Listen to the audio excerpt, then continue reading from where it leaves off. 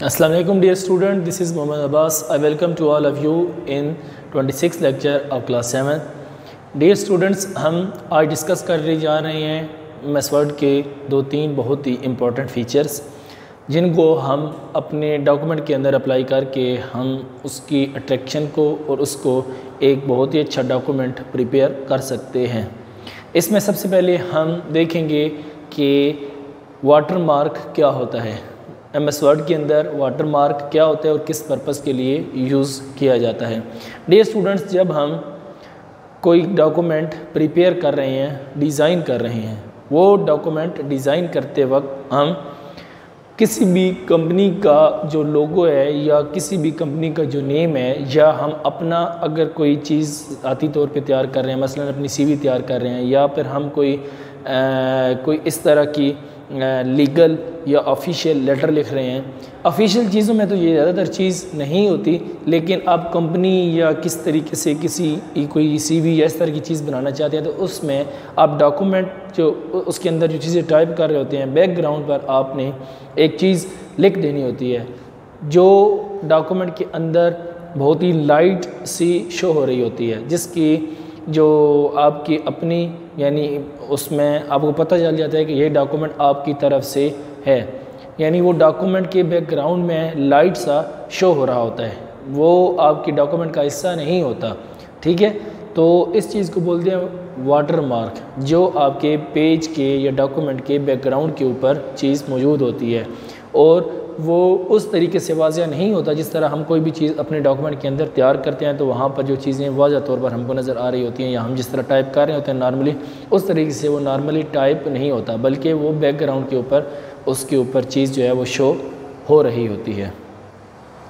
तो dear students, इसमें यह है कि ये मतलब इस लिहाज से इसको किया जाता है ताकि जब हम किसी भी जगह पर जाएं तो वो एक हमारी प्रॉपर शनाख्त रहे, आइडेंटिटी रहे कि ये चीज़ हमने प्रिपेयर की है, या फिर कहीं भी जाता है तो वो उस इदारे का तरफ से या जिस चीज़ ने उसको डिज़ाइन किया गया है उनकी एक आइडेंटिटी रहती है कि it is prepared by some particular organisation और इंस्टीट्यूशन। तो इस तरीके से वो उसके बैक एंड पे जो है वो उसको अप्लाई कर दिया जाता है। इस किस तरह, फॉर एग्जांपल हमारे पास ये एक डॉक्यूमेंट है, इसके ऊपर हम इस तरीके से चीज़ें टाइप करते हैं कुछ भी, तो वो इसके बिल्कुल बैकग्राउंड पे एक हल्की सी जो है ना, या इस अंदाज में होगी उसका जो होगा इस तरीके से, या वो इस तरीके से उसके अंदर वो हम उसकी जो लोकेशन है वो किसी भी तरीके से हम उसको अप्लाई कर सकते हैं। मसलन हम उसको वर्टिकल कर सकते हैं, हम उसको डायगनली कर सकते हैं, उसको हम स्ट्रेट कर सकते हैं, यानी शो कर सकते हैं अपने डॉक्यूमेंट के अंदर उस वाटरमार्क को। वाटरमार्क के अंदर हम अपना नाम लिखते हैं या कंपनी का नाम लिखते हैं या कंपनी का जो लोगो होता है वो लगा देते हैं, या कोई भी चीज़ जो हमारी आइडेंटिटी हो, हमारी पहचान हो, वो हम उसकी बैकग्राउंड के ऊपर अप्लाई करना चाहें तो वो हम इस तरीके से वहाँ पर अप्लाई कर सकते हैं। सही है, ये होता है वाटरमार्क। ठीक है, इसके बाद नेक्स्ट हमारे पास जो चीज़ आती है दैट इज़ रूलर।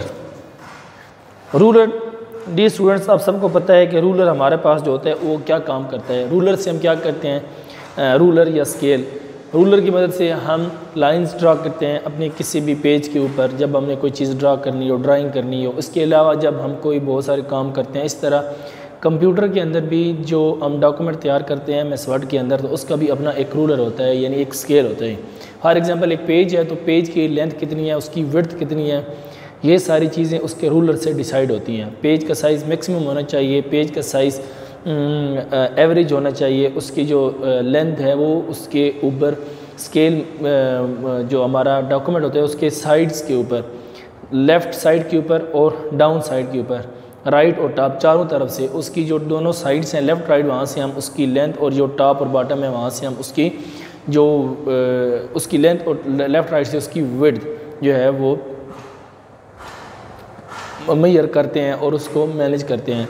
तो डॉक्यूमेंट के लिए उसकी जो विड्थ होती है या जो उसकी लेंथ होती है ये इंतहाई ज़रूरी होती है, क्योंकि उसके ऊपर पेज का साइज़ डिपेंड करता है।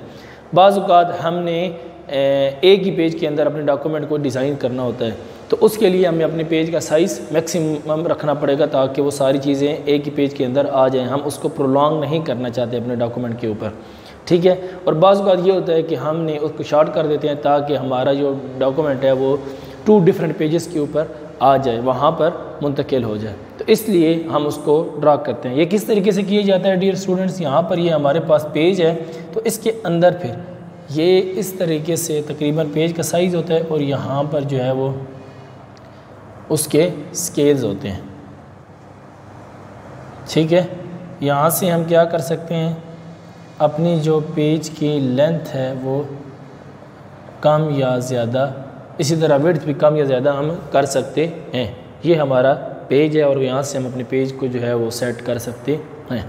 बात समझ आ गई है। तो ये इंतहाई इंपॉर्टेंट है क्योंकि हमने पेज की लेंथ और विड्थ डिसाइड करनी होती है जब हम पेज का आउटपुट अपने पेज के इसके ऊपर एक पेज यानी कि जो हमारा जो फिज़िकल पेज है, पेपर जिसको कहा जाता है, उसके ऊपर जब हम प्रिंट लेते हैं तो इसलिए ताकि हम जिस पेज के ऊपर जिस पेपर के ऊपर उसका प्रिंट लें ताकि हमारे इसका साइज़ जो हमने चीज़ टाइप की है कंप्यूटर के अंदर और हमारे पेपर का साइज़ आपस में एक जितना रहे, इन दोनों में कमी बेशी ना हो।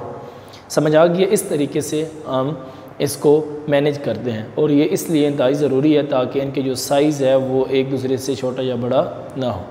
बात समझ आ रही है। तो इसलिए ये रूलर इंतहाई इंपॉर्टेंट होता है जिसके लिए हम इसको करते हैं। उसके बाद तीसरे नंबर पर हमारे पास आ जाता है हेडर एंड फुटर। दो बहुत ही इंपॉर्टेंट चीज़ें हैं। हेडर और फुटर क्या होते हैं? हेडर का मतलब होता है कि टॉप के ऊपर दी गई या लिखी गई कोई चीज़, और फुटर का मतलब होता है बॉटम के ऊपर कोई लिखी गई चीज़। इनको हम किस तरीके से अप्लाई करते हैं और इनका पर्पस क्या है? पर्पस ये रहता है कि हम बाज़ औक़ात कुछ चीज़ें जो हम अपना डॉक्यूमेंट तैयार कर रहे हैं, फॉर एग्जांपल वो 20, 25, 40, 50 और 100 पेजेस के ऊपर मुश्तमिल है और हम हर पेपर के टॉप पर या हर पेपर के बॉटम पर एक सेम चीज़ जो है वो प्रिंट करवाना चाहते हैं। हम चाहते हैं कि एक चीज़ मसलन एक बुक है, उसका नेम है, वो हम हर पेज के टॉप के ऊपर हम उसको प्रिंट करवाना चाहते हैं।